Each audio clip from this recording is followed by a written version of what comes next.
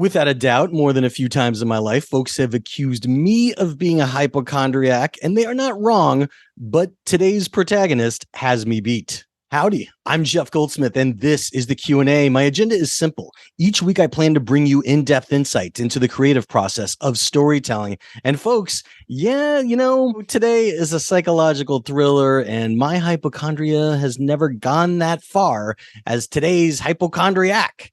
And I am very pleased to have with us the writer and director of Hypochondriac, Addison Heimann. And one of the things that I think so great about today's interview is Addison was very forthcoming about what from his personal life informed the film and how he was able to capture that and then put it in a blender and make it filmic and make it something translatable that works in the psychological thriller genre. So there's really a lot to talk about. So I know you'll dig this episode. But before we get into it, I want to first thank our sponsors, WeScreenplay.com. Have you written a script and are wondering what step to take next? Check out WeScreenplay.com, which not only offers amazing free resources like virtual events where your questions are answered by leading Hollywood professionals, it's also Hollywood's #1 script coverage service. WeScreenplay has incredible 72-hour turnaround and format-specific feedback tailored to your specific goals. WeScreenplay is used by thousands of writers in every phase of their careers, from first-timers to Oscar winners and longtime producers. If your script is ready to go, check out one of WeScreenplay's labs, where dozens of writers have been repped, optioned, and staffed as a direct result of their real-life industry meetings, hands-on workshops, and once-in-a-lifetime learning opportunities, which have included a workshop with Naren Shankar, the showrunner of the Amazon Prime series The Expanse, Carrie Stringham Drake, the co-executive producer of Apple TV's Severance. There's also literary managers and more, so there's plenty of opportunities. Don't get stuck. WeScreenplay wants to help. So head on over to check out WeScreenplay.com. And of course, while you're surfing around online, don't forget to check out Backstory Magazine. Folks, we just turned 10. That's right. We survived a decade and we couldn't have done it without your help. And the other good news is that we just released a new issue. Yes, issue 47, our summer issue, is live. And there is so much great stuff in it. I hope you check out the table contents to see it all. But we have Emmy Awards contenders ranging from Stranger Things, Better Call Saul, Station 11, Barry, Hacks, and What We Do in the Shadows, to summer movies, to new scripts for you to read, to an interview with director John Carpenter on the 40th anniversary of The Thing. Man, there are so many great things in this issue, and I hope you check it out. If you have never read us before, you can, of course, test drive us over at backstory.net and read the free issue, or you could use the iPad app Backstory, where you could read the free issue there as well. And if you like what you see, and I hope you do, you could consider becoming a subscriber. And to sweeten the deal, I want to give you discount coupon code SAVE5. That will save you $5 off a 1-year subscription. The code will work at backstory.net, and you enter it there in your checkout cart, but it'll give you access to both backstory.net and the iPad app as well. So, it's 2 for 1. You get access to both easily. But look, it would really mean a lot to me to have my podcast listeners and iTunes and Spotify and my YouTube watchers of the Backstory Magazine YouTube channel, which is all the Zoomcast go of these interviews. So you could see us do the interviews. You don't have to just hear us, but it would really mean a lot to me to have you subscribe to my passion project. So thanks for considering. But now, without any further ado, let's jump right into our Q&A with writer-director Addison Heimann about his latest film, Hypochondriac. And folks, you could see it in theaters this weekend and also opening soon on VOD. Okay, Addison, it's good to see you. How you doing? Hey, good.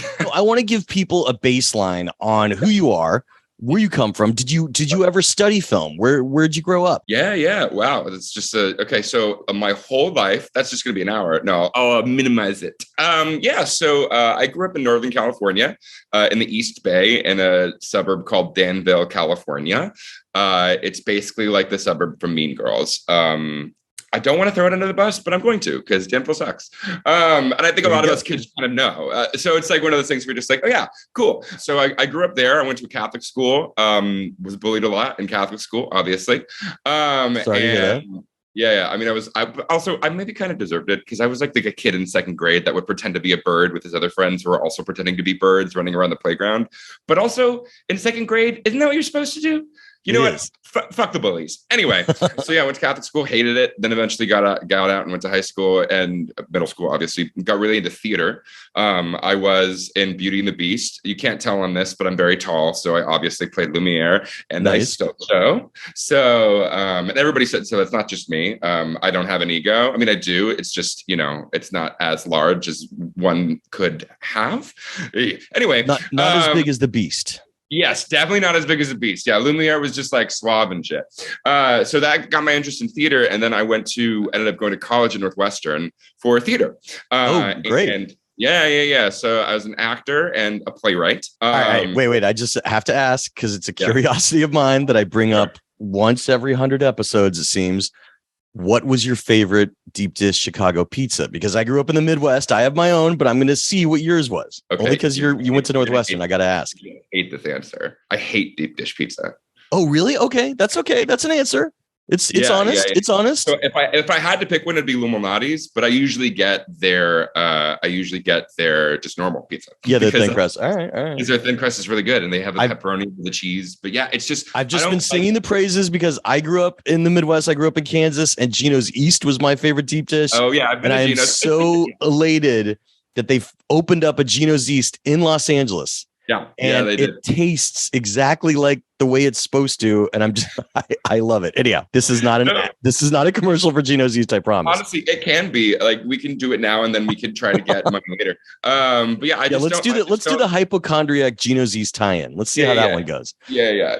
Put on your wolf suit, have some pizza. Yep. That's the way it's going to go down. All right. Well, so Northwestern for theater, and then. It's funny because I was an actor, but after like 18 times where my acting teacher was like, "You're a writer, Addison." I'm like, "But I want to be an actor." He's like, "But you're a writer." And I'm like, "I feel like you're telling me I'm not a good actor." So thank you. But he's also one of my, was my biggest mentor. So anyway, I graduated and stayed in Chicago for 5 years. And then I was really doing the acting thing because it was the easier path. Not like easier in terms of booking, just like you audition, you get hired for a show and you do it. And that just seemed like so much easier than this like nebulous world of playwriting. And I started getting more into playwriting. And after like the third time when someone's like, "Addison, your plays on like TV shows." And I'm like, that's an insult in the theater community. Cool.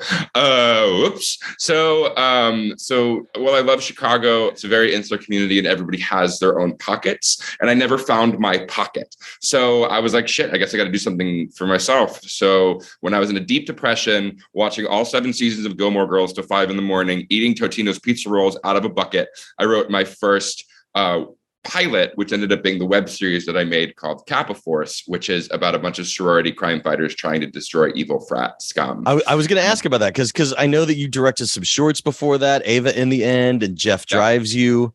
And so actually, and Swipe Up Vivian, I didn't direct those. This is my directorial debut. Got it. Okay, so you just wrote those. I wrote and I produced them. That's kind of like was my involvement. I think it's because I didn't believe in myself as a director because I was like, I didn't go to film school. Like you said, I went to theater school. So I knew how to write, and producing was just logistics, not just, but like when you're a person who starts the project, you have to yell at everybody, right? To like get everybody involved. So I was like, all right, cool. So I wrote and produced. So I wrote and produced that web series directed by my very good friend, Hannah Welliver, who also directed Swipe Up Vivian. And then I moved to LA because I was like, bye, I'm going to hit it big. And then of course not, no. Well, wait. Before we get there, what was your biggest lesson on Kappa Force, doing a web series, and how many episodes? It was 8. It was 8 episodes, total of like 46 minutes of content. Biggest lesson. That is a good question. I mean, don't do 60 pages in 7 days. Maybe that. Honestly, and this is how I brought it further into my, I guess, directing experience and career, is it's just like, you know what? If you're nice and you make decisions and you're having fun and you treat everybody with respect, like that is how you get movies made, and that's how you get them done well. That's great advice. Yeah, that's like basically, I think that's what I learned from there. And also watching watching my cinematographer, Taylor Russ, and Hannah collaborate with each other. And then I'm also there next to Hannah, like she taking my suggestions. We're all like in this collaboration mode because like, it was one thing where I was like, I think I thought that film was like an auteur's medium where it's like the director and then no one else matters. Back when I was, a kid, I was like, because always you're like a film by. And I was like, oh, I can't do this. Like this is, and then I saw my film set. I was like, oh no, this is like one of the most collaborative experiences that I could have ever been a part of. So, like once I learned that, I'm just like, great, let's keep going. So I made that. We got into the now defunct New York Television Festival, which was like my first foray into like having meetings with people, like doing the whole like water bottle tour. And I was like, great, I'm gonna succeed. And then no, we ended up selling to a streaming service, but obviously not for as much money as we made it for. But I was just like, okay, cool. And then I was left, and then I was like, fuck, now what? And then I made those shorts. So I got to LA and I made a short directed by my friend Ursula. And then I made Jeff Drives You, which I acted in. I think that's going to be my final acting vow because no one can I can't top a movie about a guy who falls in love with an artificially intelligent car and fucks a glowing red glory hole. So, I think I peaked, you got to go out big. Yeah. So that was in LA for about a year and a half. And then I had a mental breakdown. And this is kind of how Hypochondriac, the whole story of Hypochondriac. Well, I was going to ask like how the idea came about, but how did the idea come about? What do you want to tell us about it? That are things that people could glean from the trailer, so it's not the absolute spoilers. And we'll get more into those schematics in the spoiler section. Honestly, the movie isn't an exact representation of what really happened, so it doesn't really spoil anything. But ultimately, I'll tell a very small version, then I can expand it in the spoiler version because it gets into more details. But basically, I lost full functioning of my arms for 6 months after an injury at work. And so I wasn't able to lift a phone. Like I wasn't able to shave. I wasn't able to eat food with a fork. And I was basically couch ridden for 6 months. What was the work injury? I was lifting a bunch of RE Sky panels up and down stairs for prep and wrap as a production assistant, which is illegal. And I didn't know that at the time because I was new to working in film and I was getting paid $250 a day. And I was like, oh my God, this is the most money I've ever gotten to paid for a day of work. But I was also experiencing a bunch of dizziness symptoms, nausea and all this stuff right after I just visited my mom who's bipolar for Christmas. So I was trying to prove to myself that I wasn't dying of what Google told me was ALS. Because I have OCD and now understand that I have OCD and suffer from catastrophic intrusive thoughts, every thought that I believe is true, and then I get stuck and spiral and can't get out of it. I was spiraling. On top of that, my mother was leaving me voicemails telling me not to trust my friends. So that confluence of events caused me to crack and basically had to separate myself from real life for a bit and fix myself. And it was a long journey because I had to do a lot of physical therapy. I also had to do a lot of therapy. I had to be medicated. And I also had to just wait on the couch for my wounds to heal. Did you have workman's comp, I would hope, as we're talking about a production related injury? I didn't. And I don't know. I never. That kills me to hear. Here's the thing. I think there's a version, and I was just too scared to, because also like I was convinced I was dying of ALS. So like the injury was less of I injured it because of the places I worked, and more that like, oh, I was, dying.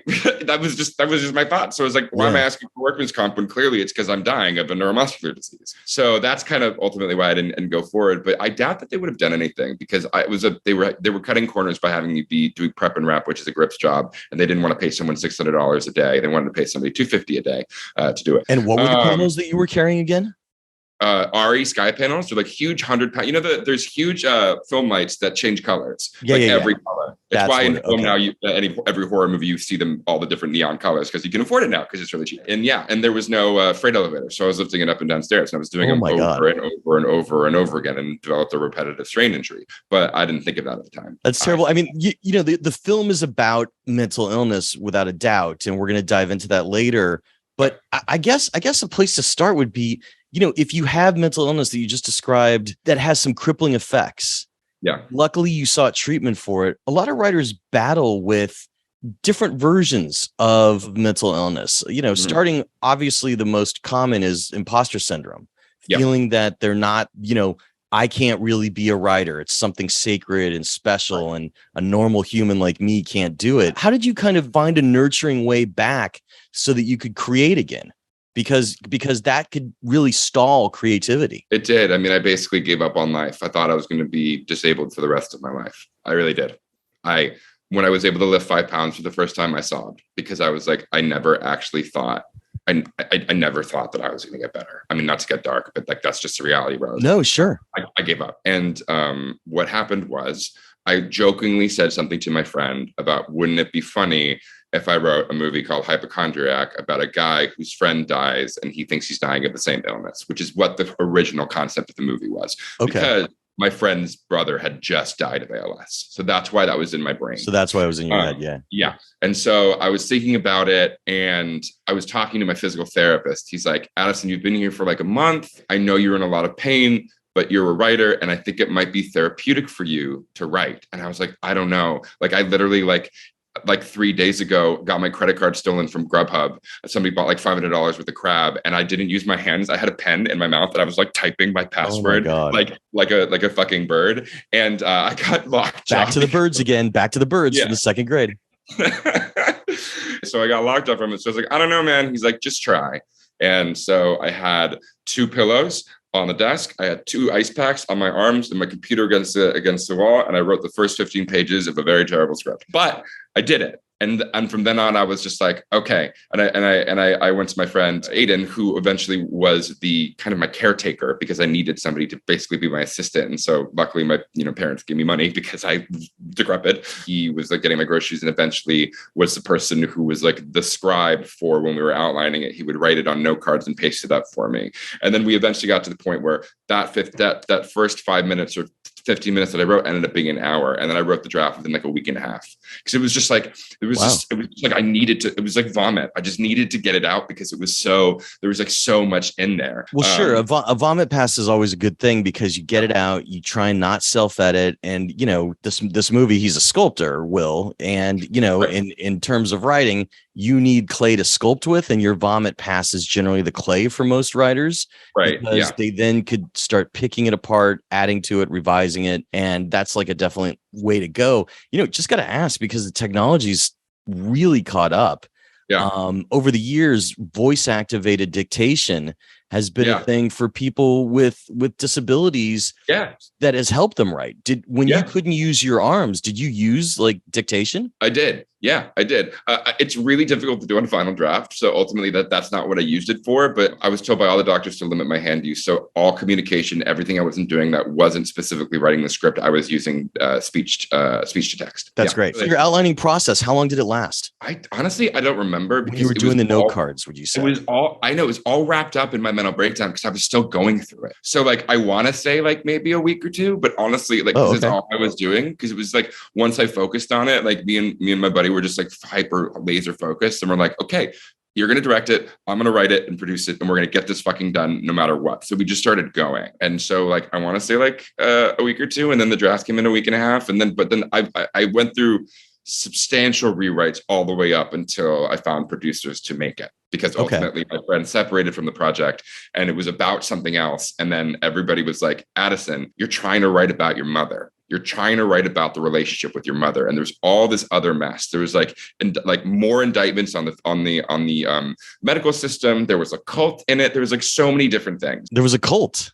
Yeah, there was a cult. So at one point, all the sun and moon symbolism that's in the movie was all related to this cult that she was a part of. So instead of the found footage sequence later, it was a footage of her. This is so funny to talk about. It was a footage of her in like the cult, and all of them were this woman. It's based off this woman called Teal Swan, who is a cult leader that runs something I think out of Costa Rica. But basically, she's all about pushing you towards imagining your death, and that's how you get over suicide. She saw the therapist of the person who basically created the satanic panic in the 80s and 90s. So she is the idea of like there are memories that have to be unlocked in your brain, and modern day psychology is like that's not true. So anyway, basically the scene was like everybody imagining their death, and she kind of basically prophesizes that his son's going to kill her, and that was what it was before. So there's like all these. It's always fascinating to hear cult stuff and like psychological thrillers, but it totally makes sense why you lost that. Yeah, it's another movie. Yeah, I get it. It is another movie. Well, so what do you do when you get writer's block if you get it? It sounds like you were very hyper focused, but of course there's a time where all the focus in the world doesn't help. How did you get through any bouts of writer's block if you had it? Yeah. Okay. This can be weird. I don't believe in writer's block. Okay. But that doesn't mean that it's that there are days where I look at the thing and I close and I can't write. But I don't think that has to do because I feel like I'm stuck. It feels like I'm lazy. Like, it's just like, because I'm just like, ultimately it's like, hey, my brain is like, I just write when I need to write. And so I have to do it. And it doesn't matter if it's bad, because you can polish it. You can't polish nothing, but you can polish a piece of shit. Like, you can. I guess maybe what I call writer's block in my brain, I'm just like, I'm just being fucking lazy. Like, I'm just sitting there and not doing it because I don't want to. And that's a bad quality too. It probably, I just maybe have a different definition. But like, I think to get out of that, for me, the best way to do that was to journal, because, there's, the artist's way, there's that whole thing where basically you journal 3 pages a day and then you slowly work your way back to writing, which I've done several times. But I found that was the best way for me to uncover ideas, like the aha moments or whatever that you find in scripts. Especially now I've like really done, now in my next draft or my next script, I really did that, where basically for my initial writing process was just writing 3 pages, free form, kind of imagining the movie, kind of journaling, kind of going through that. And that then eventually allows me to step into the outline process and then step into the script process. Interesting, because I've talked to writers that have done that. And for me, the part that's always confusing is going through your journal, going back through it to find what you could use. Because, people's journals, you might look like the guy from Seven, and have like this shelf of like all those things and pictures. And like some of them are thoughts that, if you were to have your demise and people are going back through it, would only make sense to you. So going through it to filter out what's personal, but also what's for the movie, to then have an intermediary document between your journal and the actual outline where you pull data out of your journal. Is that what you do? Yes. I just see so many things getting lost in that process, but I know that it works for people. Yeah. So it always makes me curious about it. This is like a weird thing, but I don't keep a calendar. Like, I don't keep a schedule. I don't keep any of that kind of stuff. I just kind of remember things. And I think I can say this, that basically like I'm very good at keeping things in my brain. So I tend to remember things. Okay. Not necessarily like, oh, remember when we hung out 3 years ago in New York and we went to that one bar and I had a michelada. Like, not like that type of remembering things, but right. But in terms of writing, I spend a lot of time thinking, and all the time I'm daydreaming, I'm always thinking. So it's like those ideas kind of just gestate. And usually like I go on a lot of hikes, and that's when things like pop up too. And then I remember them, and I sometimes write it down, and sometimes I don't. But usually when I get to the keyboard, that's when it comes. I'm a very intuitive writer, which I've now learned I have to outline, because that's how this business works. You can't just like write a script, because ultimately that version of the script that you're writing without an outline or without planning is going to be like a negative fourth draft. Well, you can, because like I don't like absolutes, and there really is no one way to do it. And some people do that, but the majority, and when I say majority, I mean 95% of the people out there usually say that after doing that, they generally wish that they had an outline, because some of it's a meander. But some of them that sit down without an outline, it's almost like their journaling phase without journaling, in which they're just writing to write. They're catching the ideas while they're writing a script rather than a journal, and then they're revising it past that vomit draft that we just talked about. So that does make sense. No, yeah, totally. And it's less that like you can't do it, and more like I could do that for my first draft, but now that I have people who need to see stuff before they see stuff, for like the built up in the career, everything's outlines first. So you have to submit the outline before you submit the script. And so, unless you're writing for yourself, amigo. Of course. Yes. Like, because you're talking about assignment writing. So I mean, like for your own stuff, you could, you could do whatever you want.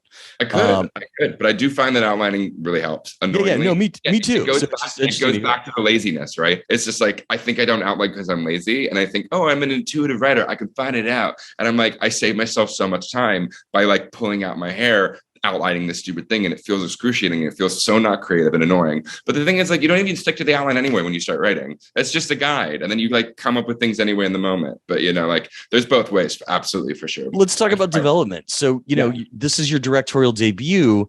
getting any film made is difficult. Right. What was it like to kind of go around on the circuit with Hypochondriac to raise financing to get it made? Well, fortunately, we were very lucky. We had private financing through friends and family. So that was actually a lot easier. And because our movie was somewhat contained, it wasn't like we were trying to like raise all this money. So very lucky. I'm very privileged, but that's ultimately what happened. But no, that's great. And did you actually shoot in LA? Because they say they're in LA. Yep, we shot in LA. It seems like you shot here. So there are tax credits in California that people can get, but they're hard to get. Did you get any tax credits? No. But also our movie wasn't that big. So it was like, and so it's that's what they're there for. Yeah. Yeah. Kills me every time I hear it. Yeah, well, next time we got to do it. I mean, actually, we probably won't ever shoot in LA again. Is the irony? It's like the reason we shot in LA was because of all the day players, like all the doctors, like Paget and Adam and Deborah and Cassidy and Peter. Sure. Like, all, they're bigger, and they were doing this as a favor, and so ultimately it was so easy to be like, hey, just come for 4 hours, like come to the studio, let's do it quick and dirty. So ultimately, it ended up being very fruitful because we were able to pull like in the middle of a pandemic in June, like 2021, like it was like the smart choice, I think, for us. And we're going to talk about pandemic shooting in the spoiler section too, because I want to hear specifics. Sure. I guess the last big non-spoiler question would be, what was your budget and schedule? I can't tell you the budget. Okay. But not much and not enough.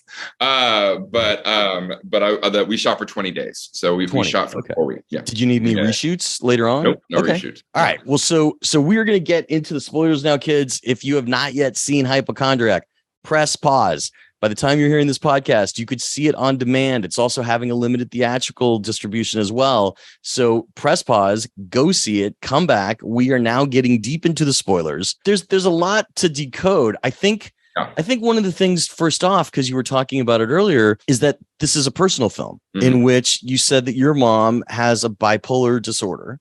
And I've known people throughout my life that are children of parents like that.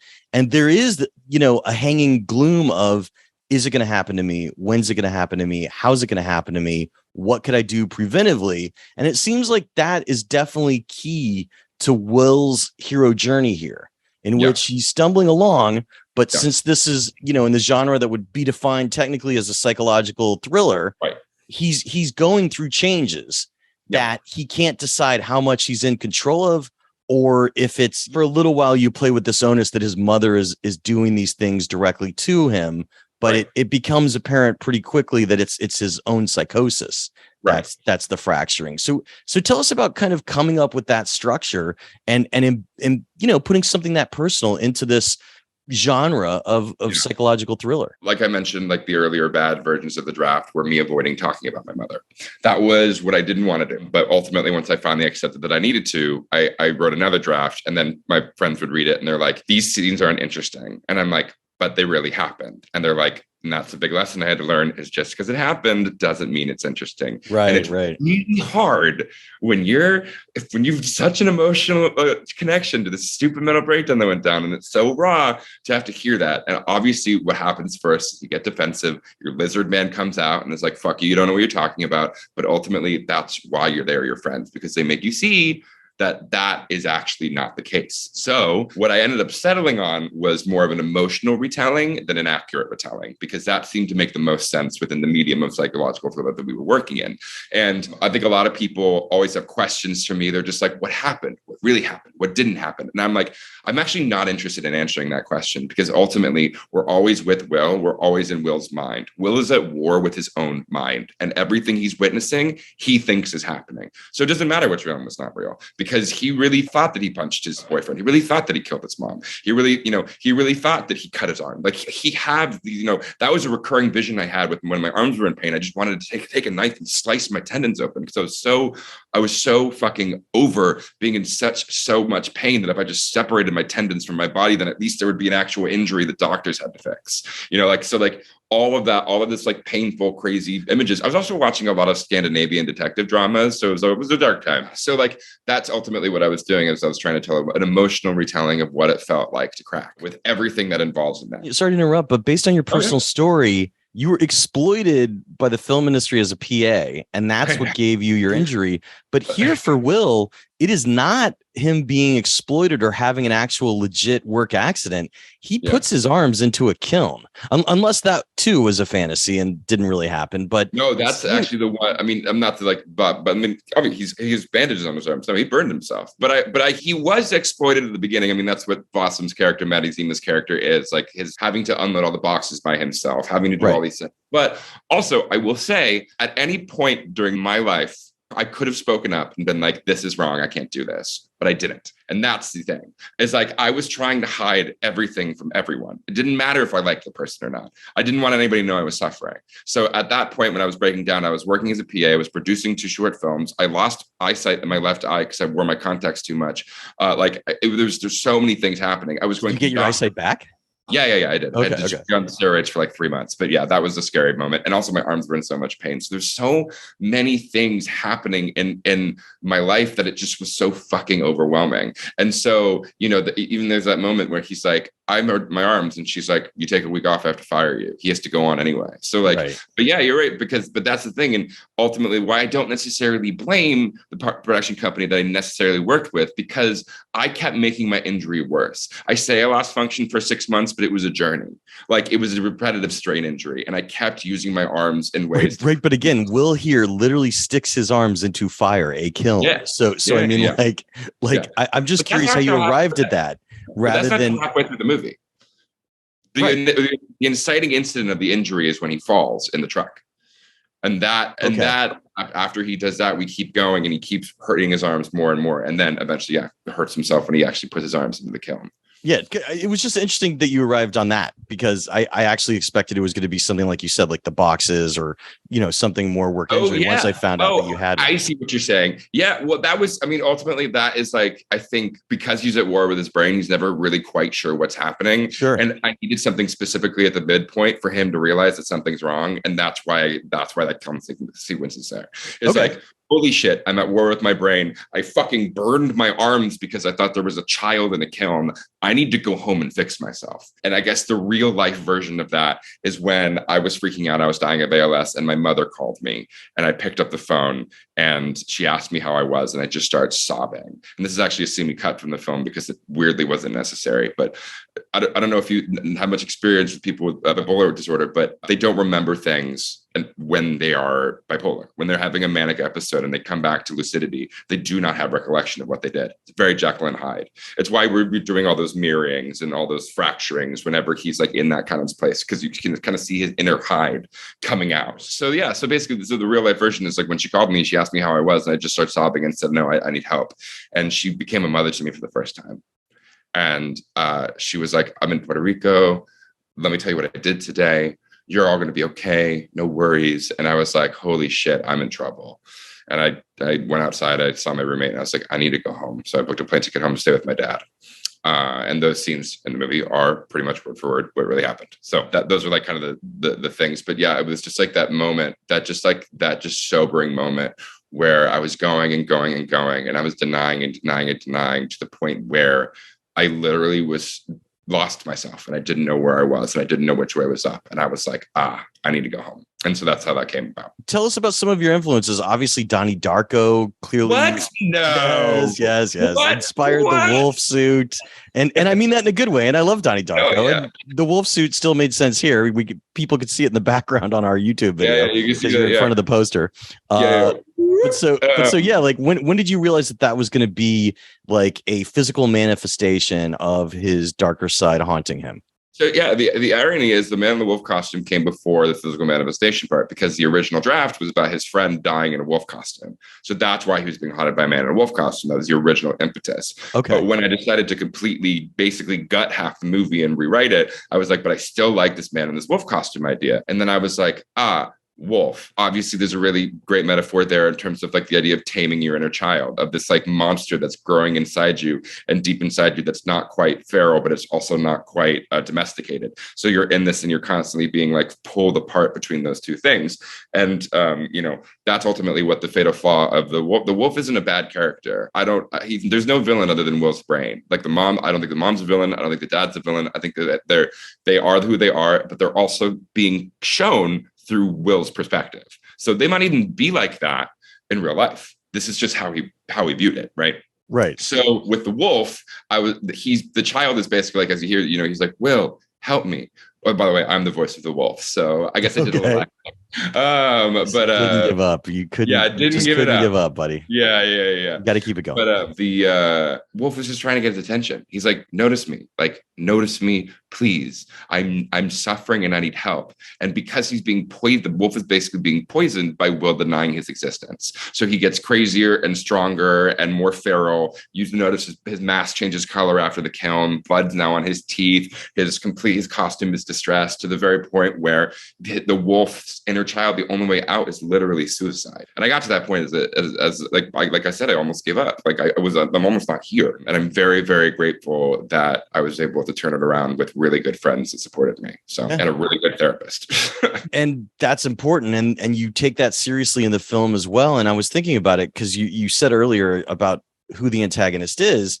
Yeah. One of the ways I saw it was that it was, a self-struggle in which it is Jekyll and Hyde, in which Will's battling the darker side of himself. That's really the only antagonist in the movie. Right. And the self-harm he's doing isn't so much about the physical, although sticking your hands in a kiln and burning your arms is gonna do it for sure. But he's spoiling with toxicity the people around him that do care for him, which is a reflection of what he saw his mom do.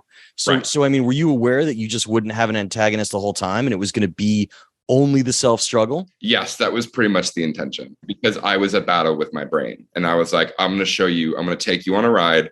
You're not going to know what's happening the whole time, but you're going to watch somebody be at war with their brain and struggle to fight their way out. Sure. And much like in the movie, when the reason he doesn't do it and he finally admits it to himself is because of his boyfriend. It was my friends. Like, I didn't have a boyfriend at the time, but because he's an amalgamation of a bunch of characters. But like, especially in the movie, I think Devin and Zach had such good chemistry that ultimately surprisingly became the crux of the movie, the core of what brings him back. And so that's basically how it came about. And I knew that, I knew people were going to view my parents, interestingly, like differently, because everybody has different opinions on which one is like more villainous, but it's like, they're just my parents. Like, I don't have any ill will or malice towards them anymore. Like, obviously I deal with it in therapy a lot. Like, we all deal with our demons. Everybody has their big problems, but it's like, that's just my parents. Like, I have a good relationship with my father now, weirdly, because of my mental breakdown. He understands me a little more. He's still the same guy, but he understands me. And I unfortunately don't talk to my mother because I had to separate myself because she threatened me. So I was like, I cannot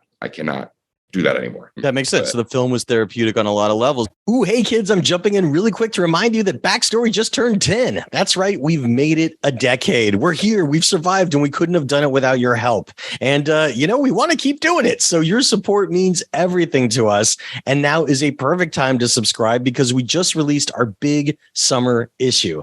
That's right. We have Emmy contenders ranging from Stranger Things, Barry, Better Call Saul, What We Do in the Shadows, Station 11, and Hacks. We also have summer movies. We have an interview with actor Glenn Powell, who plays Hangman in Top Gun Maverick. We have John Carpenter, the director of The Thing, on its 40th anniversary. Looking back, there are so many great articles to read in Backstories.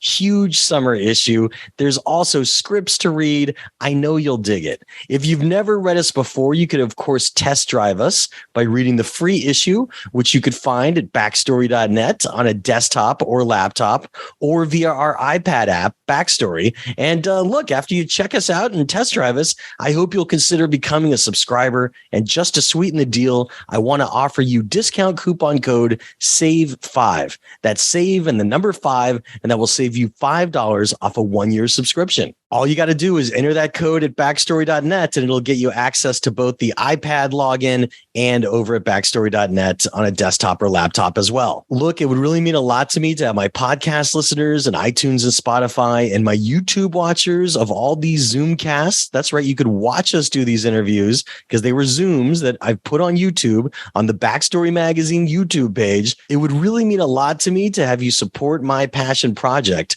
So thanks for considering becoming a subscriber. Of course, I also hope you will check out our sponsor, WeScreenplay.com. WeScreenplay not only offers amazing free resources like virtual events where your questions are answered by leading Hollywood professionals, it's also Hollywood's #1 script coverage service with incredible 72-hour turnaround and format-specific feedback tailored to your specific goals. WeScreenplay is used by thousands of writers in every phase of their careers, from first-timers to Oscar winners and longtime producers. If your script is ready to go, check out one of WeScreenplay's labs, where dozens of writers have been repped, optioned, and staffed as a direct result of their real-life industry meetings, hands-on workshops, and once-in-a-lifetime learning opportunities.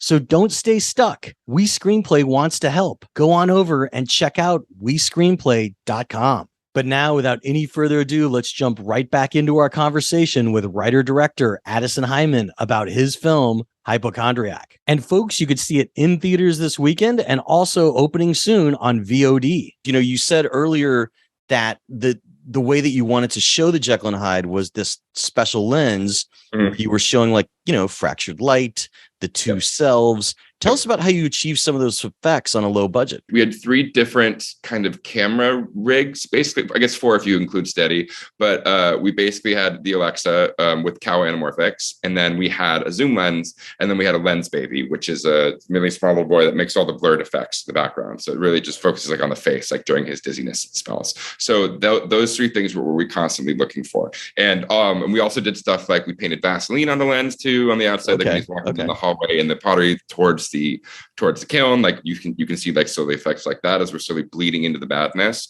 But I basically came up with a vocabulary with my whole crew, and I was like, and also my in post, because that was what we did in principal photography, and then Mike and I in the edit created all this like layering effects, and then also created those VHS flashbacks by refilming it on an iPhone, and then that getting more of a natural VHS look than like just putting a VHS filter on it, because that looks too HD. It needed to be grainy and it needed to be bad looking, essentially. So we had this idea. There's this Nintendo GameCube game called Eternal Darkness, which very few people have heard of, but it was one of my favorite games when I was a kid. And it was basically along the lines of, regardless of the plot, you have this thing called the insanity meter. And every time you would get damaged, the insanity meter would go up, and eventually things would start fucking with you. Like it would be like your controller's unplugged, or That's like cool. You would, like, disappear into some world. So I was like, great. So that we took that, and when I was talking to my crew, I said, listen, there are 2 insanity meters going on the entire way through. This is what we want the audience to believe is real and not real, and what actually is real and not real. And so we're constantly like dialing in up and down depending on the scene. For example, when Will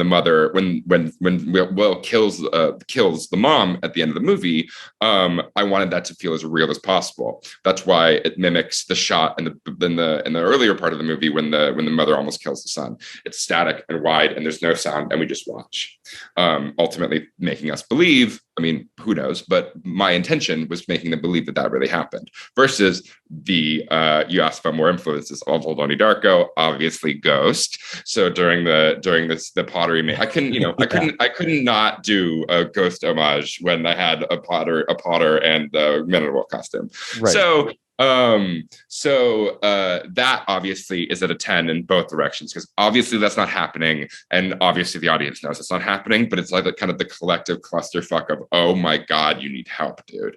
And so that was kind of constantly wavering back and forth there. So that's kind of how we achieved the effect there. And then we were going to do stuff with VFX, but ultimately I thought that what we did in the edit was enough. So Zach just got to focus on, there's a VFX act, there's actors act, VFX act, but VFX act got to deal with more of the text of like the Googling and the that stuff looks really good. Yeah. I'm pretty happy with it too. I love how he made it seem like it was in camera and like changing focuses and stuff like that. It made it really feel alive in a way that, because it was like in the original shot list, we were like, oh my God, there's so many fucking phone shots. And I was like, why don't we just get rid of all of that?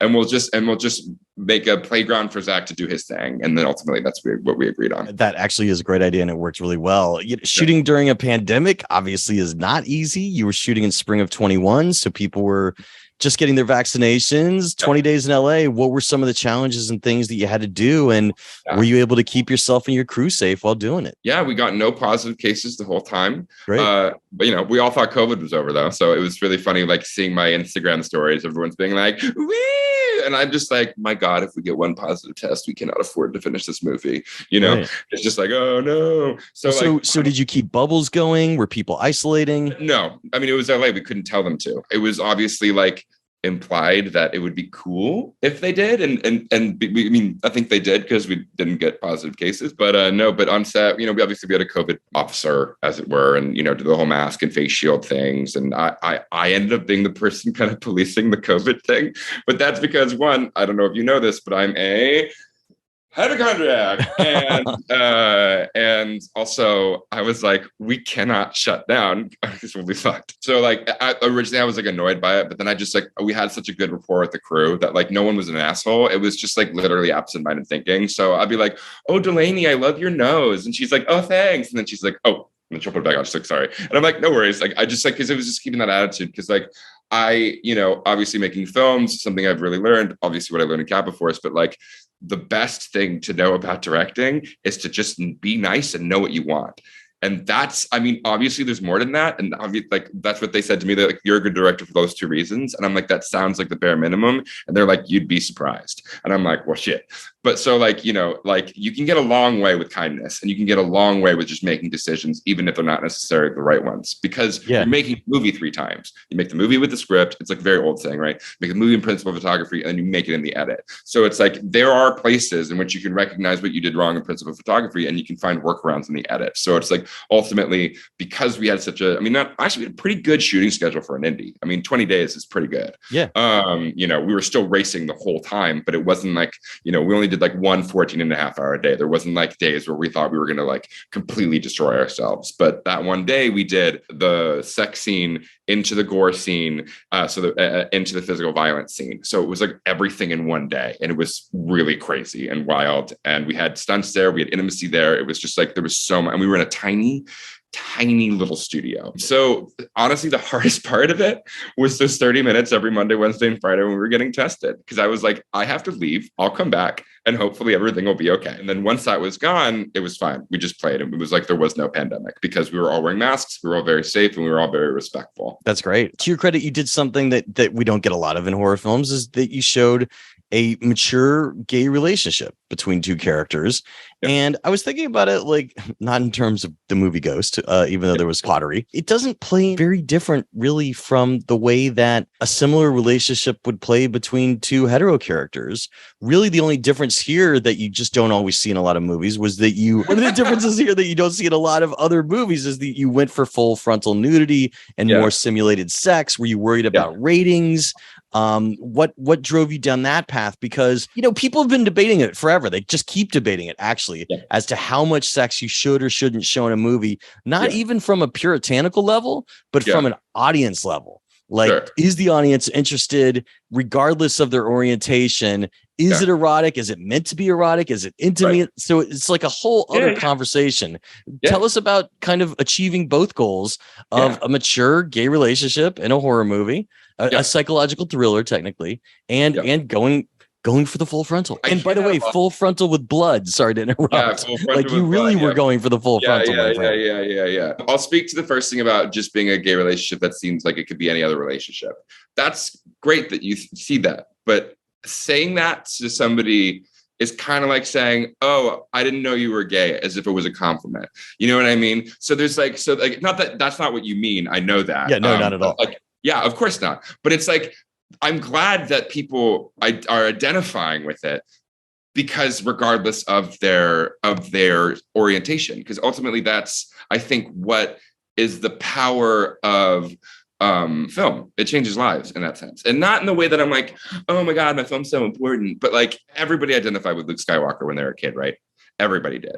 And like that's something I looked up to. And like I ultimately want to tell queer stories in the genre space that like explore mental illness, and like getting to see myself and like people like me represented on screen. If I was watching this as an 18-year-old suffering from, you know, being bullied as I was, like, you know, like constantly being hit in the balls because everybody thought that was funny, you know, like all that kind of stuff. If I was able to watch that as a kid, I would have been like, holy shit, I'm not alone.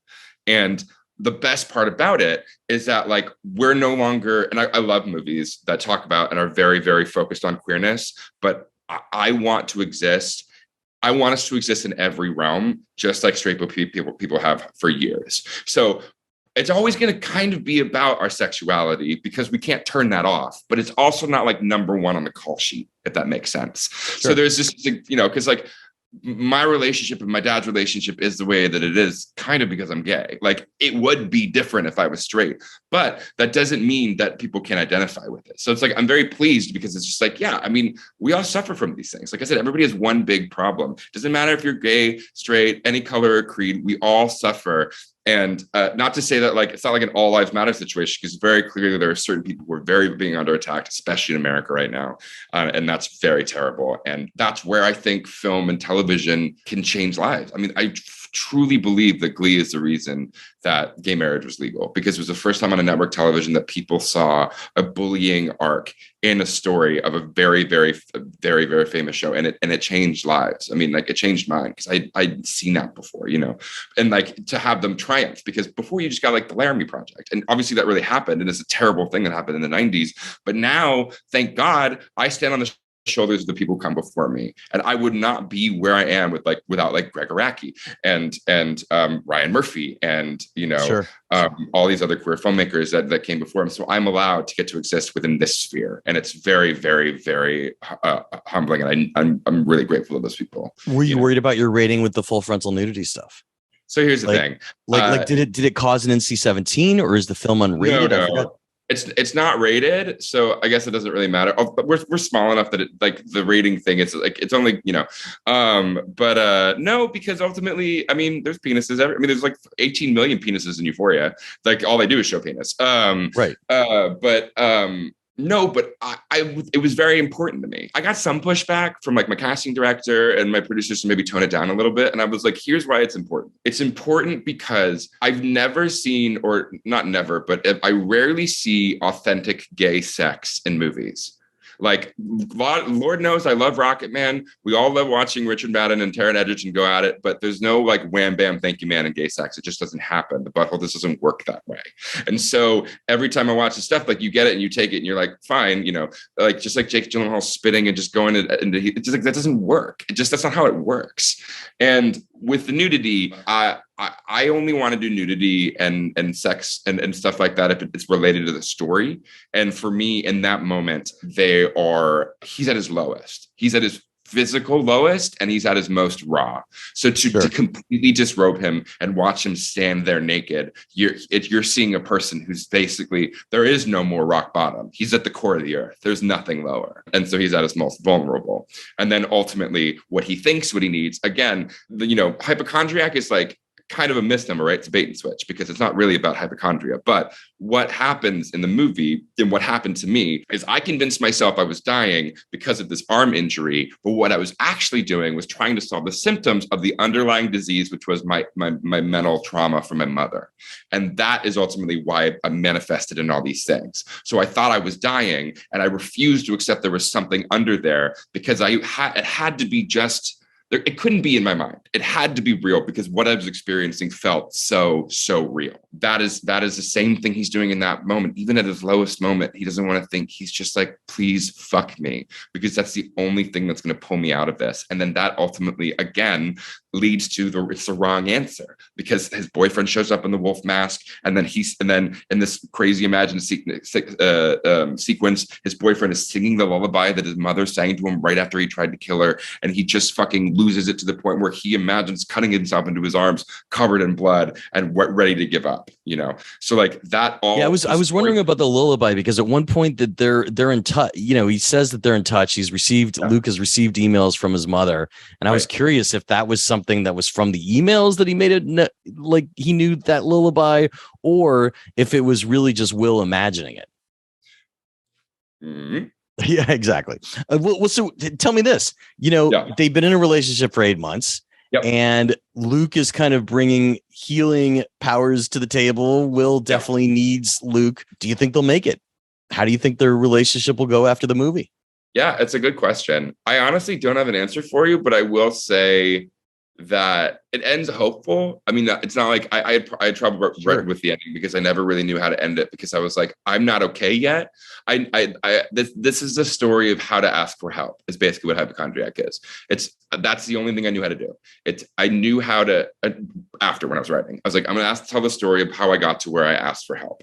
And the very obvious metaphor at the end is like, oh, look, the wolf's back, but he's a kid again. And he's rocking his little feetsies. He crosses his leg, and Zach and him hold hands, and Devin's there. So I don't know. I feel like, the whole thing is like, I think Luke has his issues too, because Luke was very pushy, and like, while he thinks he knows the way that it's supposed to go in terms of helping, he was also talking to someone that didn't want to hear it that way. So I think like there is definitely hope that they could be together, but there's a lot of work to be done. I like that final shot, of the three of them on the bench. I thought that was cool. And it was interesting. Yeah. Because, you know, the wolf did disappear in, the mental hospital. So like we weren't sure if he was gone or not, but I mean, that ending of them on the bench together shows that he could come back at any time. Where was that bench? It was in Malibu, just north of Malibu. Yeah. Because I figured the fog could mean near the ocean, but it was a great shot. Well, so riddle me this. I know we're running out of time. Like editing is the last stage of storytelling.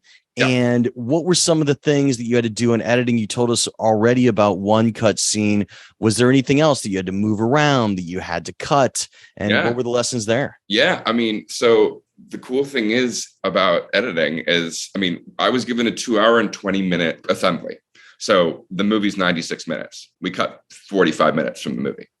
So there's stuff missing. Wow. But what's interesting is that what I learned was audiences are much smarter than you think they are, because I was ultimately able to, like, a lot of those doctor scenes are like, some of the doctor scenes are like truncated in half. Maddie's character's basically halved, because ultimately, like, she does her job and it's better in small doses than like letting the scenes play out, because she's so unlikable that like and I think she does a great job and she's funny, but like if you go more, it's like they get the purpose of her character. Yeah. It reads fast. Yeah, we cut, like, the dad was cut in half too, because mainly we didn't need it. It's like it's just getting taste, because ultimately all the characters are there, but they're basically kind of figments in his mind too, because he's viewing them as kind of larger than life characters. There's always something different happening. So we were like centering on Will, like we were able to kind of fluidly kind of pare away until we got to this kind of 94-minute runtime, 2 minutes credits. And so, yeah, it's funny. It's really weird what you can lose. But that was what I did first. I got that cut, and then Mike and I got in the room, and I said, Mike, we're cutting it to 90 minutes now, and we're going to see what we miss. I'm not going to try to shape this before. I'm going to cut this to 90 because I know it's a 90-minute movie. It's also my first feature. No one's going to watch a 2-hour cut of a first feature. So I'm going to cut it to 90 minutes. We're going to see if it's possible. And it was. It was. The things we missed, I don't miss. Even the devastating one about my mom, which I think really humanizes her. I think we get in just one scene where she's crying with her son in the flashbacks. I think that's all we need, because you see the pain. And obviously she's sick and it's not her fault. Like, I don't hate my mom. I just hate Hyde, and she's a very good mother when she's not like that. It's just, that's the fatal flaw, is that you can't control your brain when you're like that. Of course. What was your toughest scene? What was your toughest scene on the page?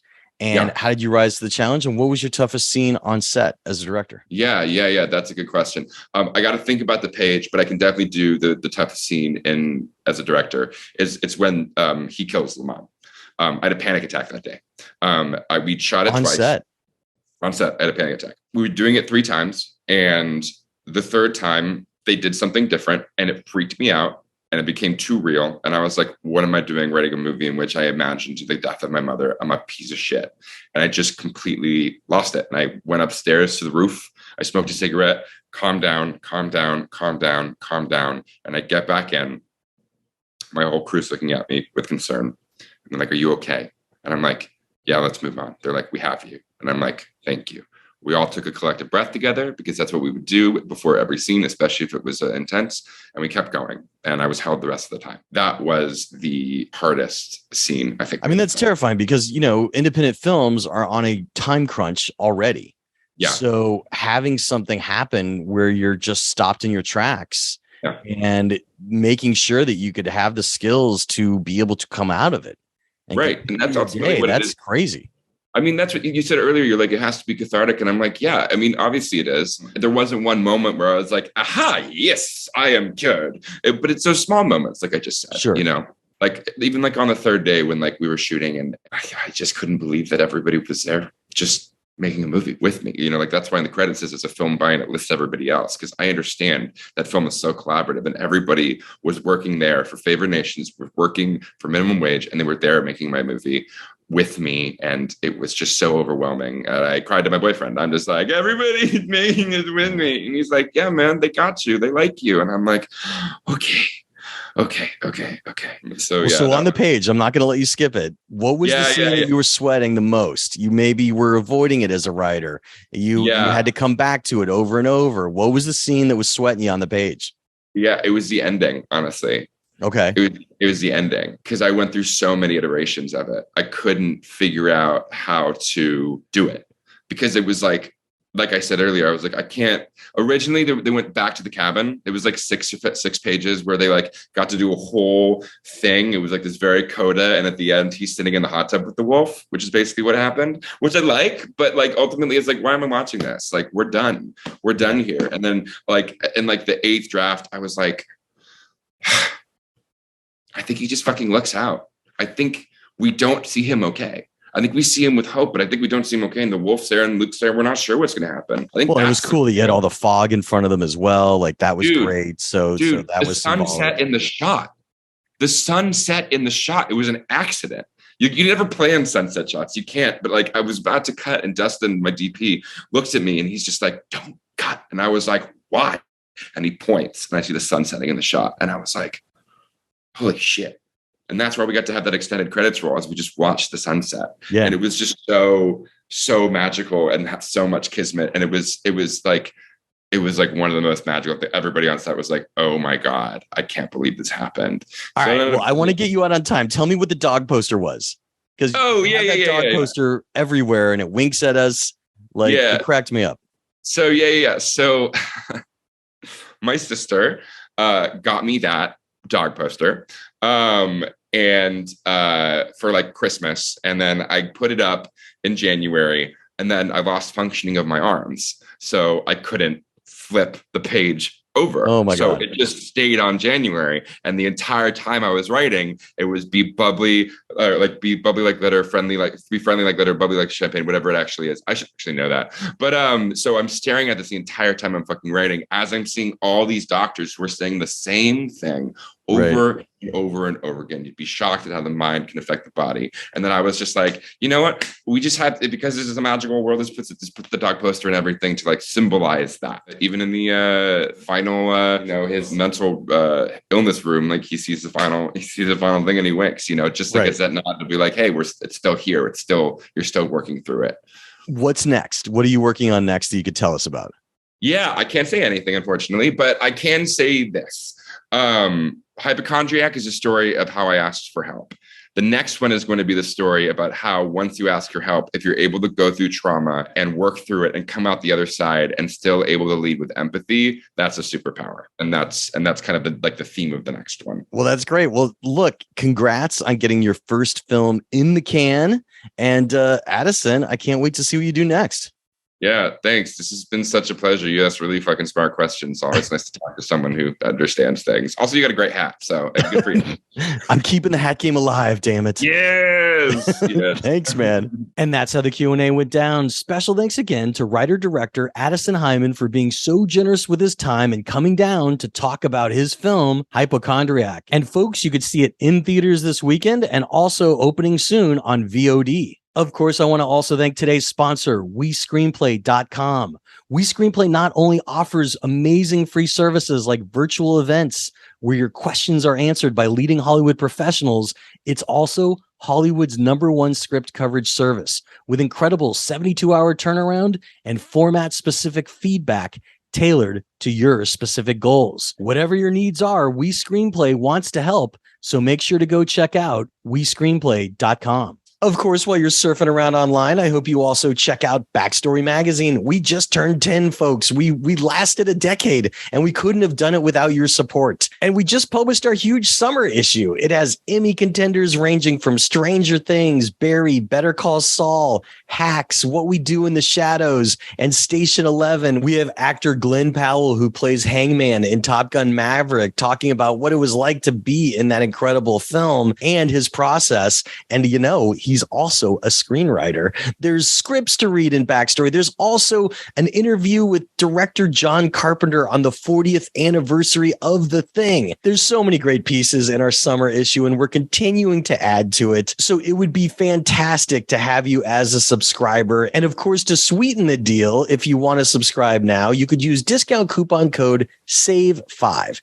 That's SAVE and the number 5, and that will save you $5 off a 1-year subscription to Backstory. You just enter that code into the shopping cart at backstory.net, and it will give you access to both the iPad app and the website. So look, it would really mean a lot to me to have my podcast listeners and iTunes and Spotify and my YouTube watchers of the Backstory Magazine YouTube page, which is where all these Zoomcasts go. That's right. These are Zoom interviews. So you could watch us have these discussions on the Backstory Magazine YouTube page. It would really mean a lot to me to have you consider supporting my passion project. So thanks for considering becoming a subscriber. The Q&A with Jeff Goldsmith podcast is a copyright of Unlikely Films Incorporated in 2022. All rights reserved. Folks, if you want to find me on social media, you could always find me as Yo Goldsmith on Twitter or Backstory_mag on Twitter. You could also find those same accounts on Instagram. So Yo Goldsmith on Instagram or Backstory_mag on Instagram. You could check out our Facebook fan page, or you could even send us an email at backstoryletters@gmail.com.